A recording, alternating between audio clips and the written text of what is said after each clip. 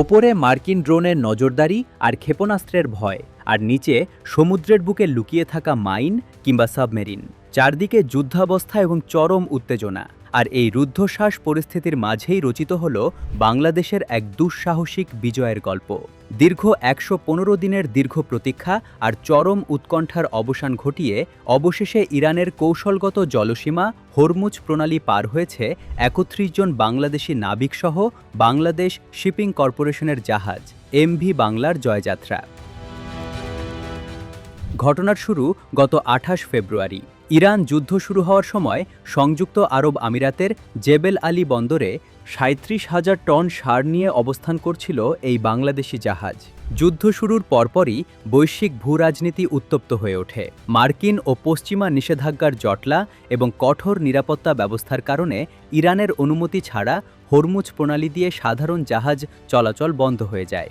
মার্কিন প্রশাসন ও পশ্চিমা শক্তিগুলোর সৃষ্টি করা এই যুদ্ধ পরিস্থিতিতে আটকা পড়ে বাংলাদেশের এই জাহাজটি। এরপরই শুরু হয় কূটনৈতিক তৎপরতা। তিনবার ইরানের বিপ্লবী গার্ড বাহিনীর অনুমতি চাওয়া হলেও নানা কৌশলগত কারণে তা মেলেনি। কারণ ইরান তার সার্বভৌমত্ব ও জলসীমার সুরক্ষায় কোনো ছাড় দেয়নি। কিন্তু বাংলাদেশ ও ইরানের মধ্যকার ঐতিহাসিক বন্ধুত্বপূর্ণ সম্পর্ক এবং দক্ষ নৌ কলাকৌশলের কাছে শেষ পর্যন্ত সব বাধা দূর হয়। সম্প্রতি এমটি নর্ডিক পোলক্স নামের একটি তেল ট্যাঙ্কার হরমুজ অতিক্রম করার পর বিএসসির ব্যবস্থাপনা পরিচালক কমোডোর মাহমুদুল মালেক জাহাজের মাস্টার ক্যাপ্টেন শফিকুল ইসলামকে চূড়ান্ত গাইডলাইন ও সাহস দেন। গত সোমবার দিবাগত গভীর রাতে যখন চারদিকের আকাশ মার্কিন ড্রোনের আনাগোনায় উত্তপ্ত, তখন ইরানের উপকূল ঘেঁষে অত্যন্ত সাবধানে এগোতে থাকে বাংলার জয়যাত্রা। ইরানের কোস্টগার্ড তখন বেতার বার্তায় কড়া হুঁশিয়ারি দিচ্ছিল, কোনো মার্কিন বা পশ্চিমা মিলিটারি ভেসেল ঢুকলেই ধ্বংস করা হবে। কিন্তু বাংলাদেশের মতো বন্ধুরাষ্ট্রের জন্য ইরানের এই পথ ছিল নিরাপদ। কোনো রকম অপ্রীতিকর ঘটনা ছাড়াই ৩.৫ ঘন্টার এক শ্বাসরুদ্ধকর অভিযান শেষে নিরাপদে হরমুজ পার হয় জাহাজটি।